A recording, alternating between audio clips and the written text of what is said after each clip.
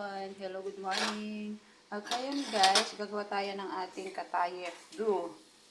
Ngayon, ang ating ingredients ay 1 cup flour, sugar, ano lang to guys, 1 tablespoon, salt, and yeast, cornstarch. Ayan guys, maglagay tayo ng cornstarch guys, mga 1 tablespoon guys. Sama-samahin natin yung ating mga ingredients sa ating katayef do. Sa ating katayef do guys, 1 cup flour,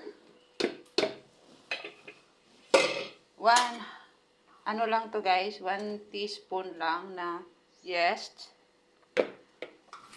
1 tablespoon sugar,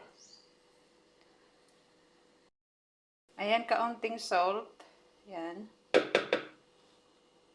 1 tablespoon of cornstarch. Ayan guys. Natin guys, lagyan ng tubig. Ito nga tubig. Ayan, ganito lang ka. I-estimate nyo lang yung tubig guys kung gaano kalapot yung kailangan nyo sa ating katayef do. Ngayon, imimix lang natin. Gamitan natin ng hand mixer.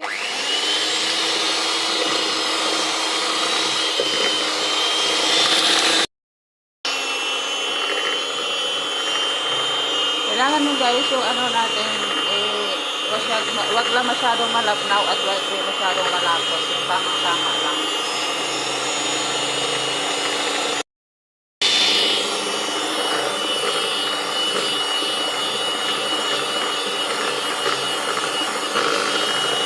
Na ganito lang kalapot. Ganito, tama na to kalapot guys. Yan. Itabi natin ng 1/2 hour. 30 minutes o 1 hour. Ganyan lang. Thank you for watching. Ngayong ating katayef do guys, maging ganito na siya. I-mix lang natin para magano, ganyan lang. Yan. Ngayon, ilalagay natin dito sa ating kawali. Hinaan lang yung apoy para hindi masunog agad. Magsantok lang tayo ng isang isa lang.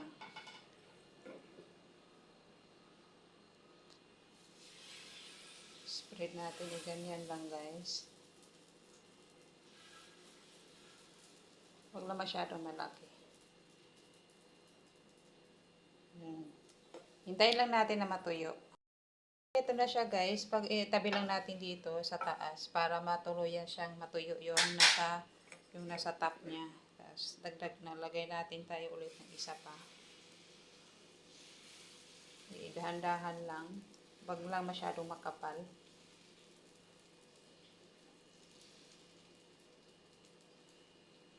Yan. Ganyan lang guys sa paggawa ng katayef do.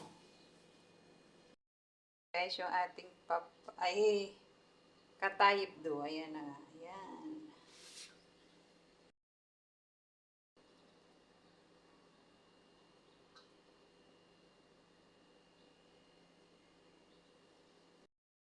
Kaya guys, lagyan na natin ng palaman yung ating katayef do. Lagyan ng mani. Nasa sa inyo na guys kung anong gusto nyo ilagay na palaman. Pwede cheese, cream with cheese, ganyan. Tapos mani, pwede mani. Tapos lagyan natin ng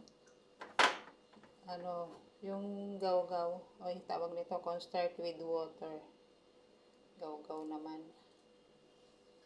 Wag lang natin damihan kasi yan. Idikit lang natin.